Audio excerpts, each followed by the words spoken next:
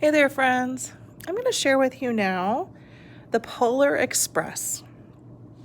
This is a movie, which I bet a lot of you have seen. I don't know how many of you have read the book, though. I like to read the book every year around this time. It is The Polar Express. It is written and illustrated by Chris Van Allsburg. This story is wonderful. The pictures are excellent. Hope you enjoy. On Christmas Eve many years ago, I lay quietly in my bed. I did not rustle the sheets. I breathed slowly and silently. I was listening for a sound a friend had told me that I'd never hear. The ringing bells of Santa's sleigh. There is no Santa, my friend had insisted, but I knew he was wrong. Late that night, I did hear sounds. Though not of ringing bells, from outside came the sounds of hissing steam and squeaking metal. I looked through my window and I saw a train standing perfectly still in front of my house.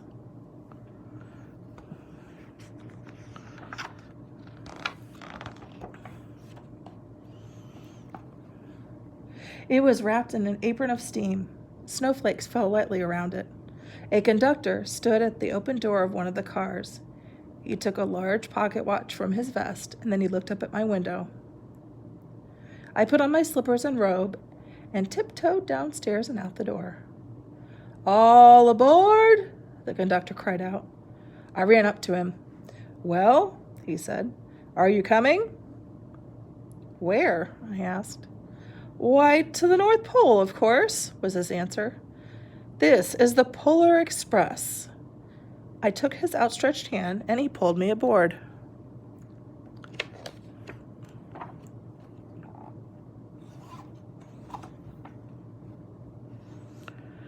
The train was filled with other children, all in their pajamas and nightgowns.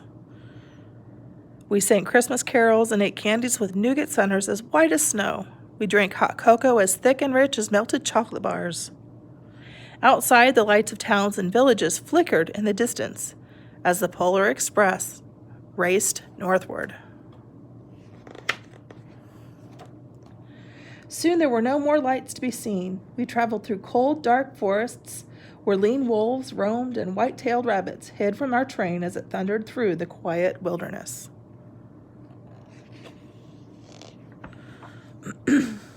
We climbed the mountains so high, it seemed as if we would scrape the moon, but the Polar Express never slowed down. Faster and faster we ran along, rolling over peaks and through valleys like a car on a roller coaster.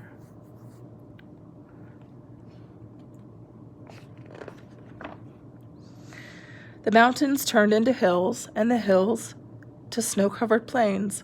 We crossed a barren desert of ice, the great polar ice cap. Lights appeared in the distance. They looked like the lights of a strange ocean liner sailing on a frozen sea. "There," said the conductor, "is the North Pole."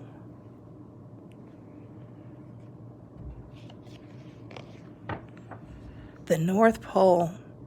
It was a huge city, standing alone, the top of the world, filled with factories where every Christmas toy was made. At first we saw no elves. "They are gathering at the center of the city," the conductor told us. "That is where Santa will give the first gift of Christmas." "Who receives the first gift?" we all asked. The conductor answered, "He will choose one of you."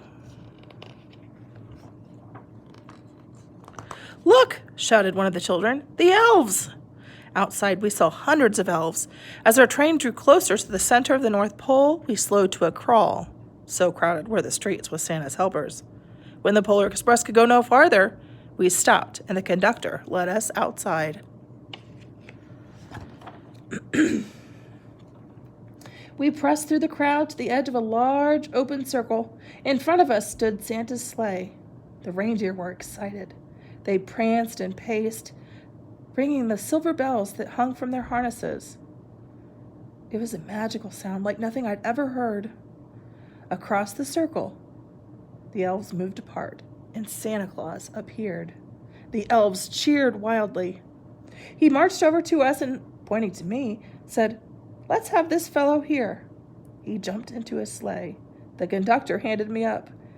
I sat on Santa's knee, and he asked, "Now, what would you like for Christmas?"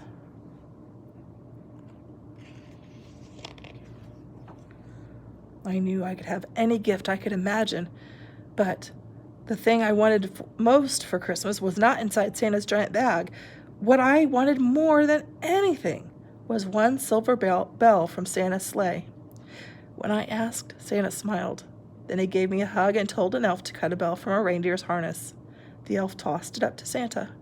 He stood, holding the bell high above him, and called out, "The first gift of Christmas."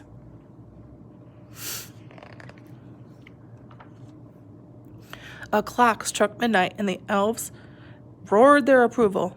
Santa handed the bell to me, and I put it on in my bathrobe pocket. The conductor helped me down from the sleigh. Santa shouted out the reindeers' names and cracked his whip. His team charged forward and climbed into the air. Santa circled once above us and then disappeared in the cold, dark polar sky. As soon as we were back inside the Polar Express, the other children asked to see the bell. I reached into my pocket, but the only thing I felt was a hole. I had lost the silver bell from Santa Claus's sleigh. "Let's hurry outside and look for it," one of the children said. But the train gave a sudden lurch, and we started moving. We were on our way home.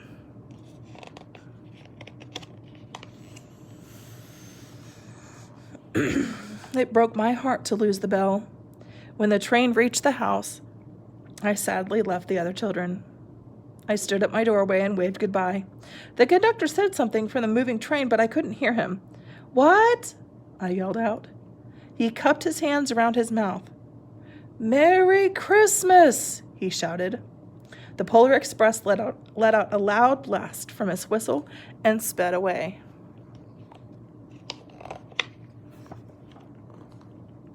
On Christmas morning, my little sister Sarah and I opened our presents. When it looked as if everything had been unwrapped, Sarah found one last small box behind the tree. It had my name on it. Inside was the silver bell. There was a note. "Found this on the seat of my sleigh. Fix that hole in your pocket. Signed, Mr. C." I shook the bell. It made the most beautiful sound my sister and I had ever heard. But my mother said, "Oh, that's too bad." "Yes," said my father, "it's broken." When I had shaken the bell, my parents had not heard a sound.